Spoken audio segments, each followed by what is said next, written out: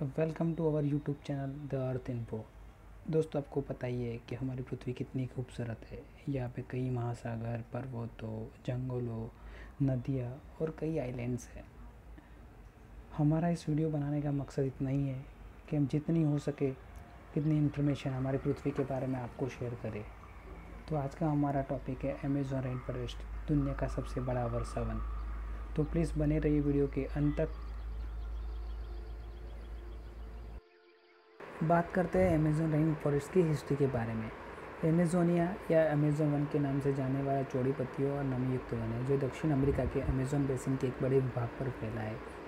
विश्व के कुल वर्षा वनों का लगभग आधा भाग यही है। अमेज़न केवल वर्षा वन या नदी नहीं है, यह भूमध्य का एक महाद्वीप है, असंख्य जलधाराओं और झीलों का एक बहता हुआ समुद्र जिसमें दुनिया के सभी बहते पानी का 5वां हिस्सा है और असंख्य जनजातियों का घर है। वर्षा वनों के साथ साथ टेबल टॉप पहाड़, सवाना और इकापो दलदल है जहाँ मछलियों पेड़ों की शाखाओं से फल खाती है। यहाँ आने वाले पहले यूरोपियन इतने विस्मय थे कि वे केवल पौराणिक शब्दों में अमेज़न का वर्णन कर सकते थे। शायद इसी तरह से इसका नाम अमेज़न पड़ा। अब बात करते हैं जियोग्राफिकल इन्फॉर्मेशन के बारे में।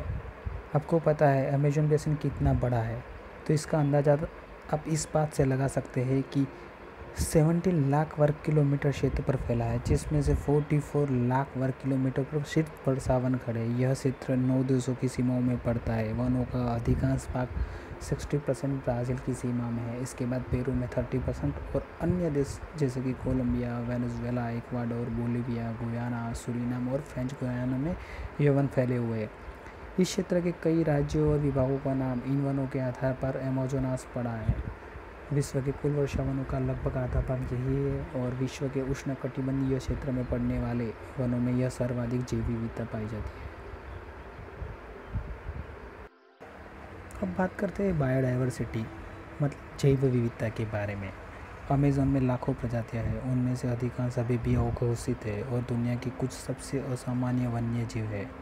यह जगुआर, हार्पीगल और गुलाबी नदी डॉल्फिन के लिए पृथ्वी के अंतिम शरण स्थलों में से एक है और हजारों पक्षियों और तितलियों का घर है। पेड़ पर रहने वाले प्रजातियों में दक्षिणी दो पैर वाले स्लोथ, पिग्मी मार्मोसेट, सैंडलबैक, सम्राट इमली, एनाकोंडा और गोएल्डी के बंदर शामिल है।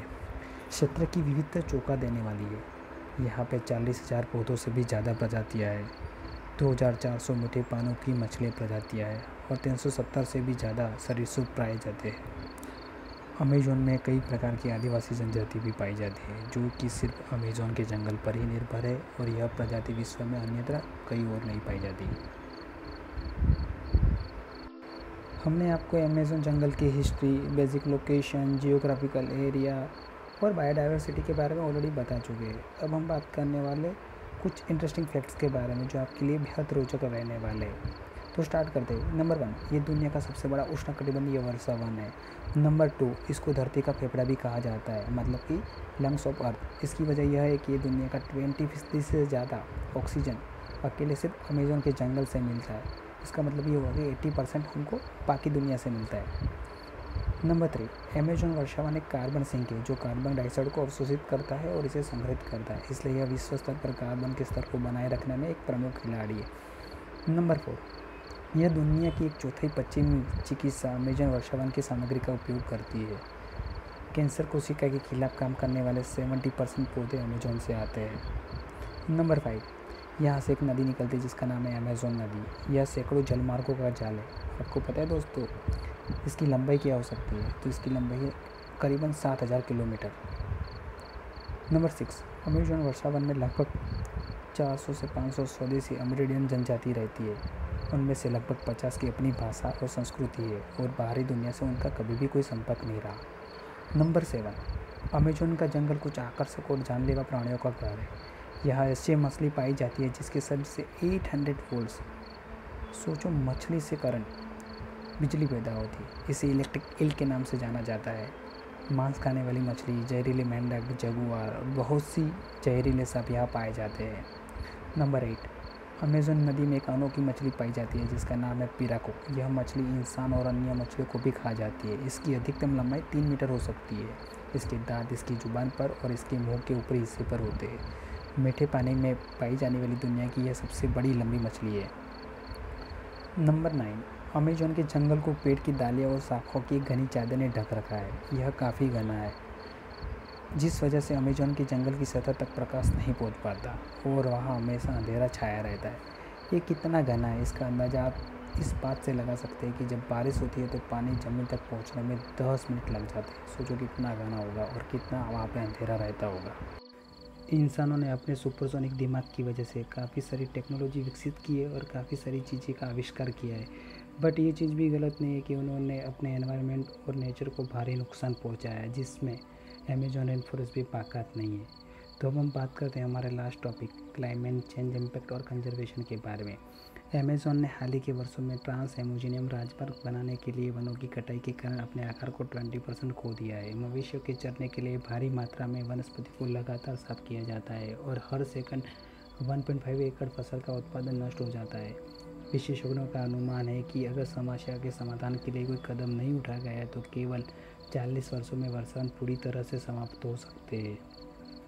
अमेज़न भीषण सूखे का सामना करना पड़ रहा है। अमेज़न वर्षावन की रियो निग्रो नदी रिकॉर्ड पर अपने सबसे निचले स्तर पर चली गई है और इसकी वजह से मृत लकड़ी ने ग्रीन हाउस गैसों को छोड़ दिया है। इससे जंगल की आग की आवृत्ति बढ़ गई है और यह विनाशकारी प्रभाव डाल रही है।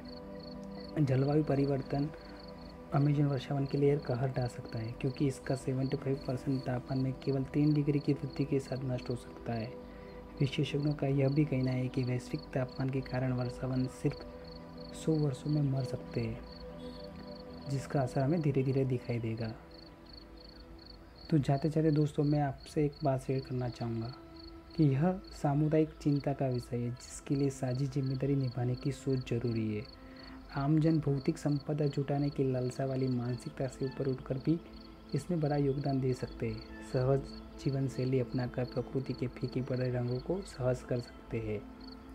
सरकारी प्रयास अपनी जगह है, पर पर्यावरण को नुकसान पहुंचाने वाली क्रियाकलापों से बचना और प्रकृति पर अपनी ज़रूरतों को बोझ न बढ़ाना भी पर्यावरण को बचाने में काफ़ी मददगार हो सकती है। Thank you for the watching. ऐसे ही हम इंटरेस्टिंग वीडियो आपके साथ शेयर करते रहेंगे। सो प्लीज़ सब्सक्राइब करिए, लाइक करिए। Thank you.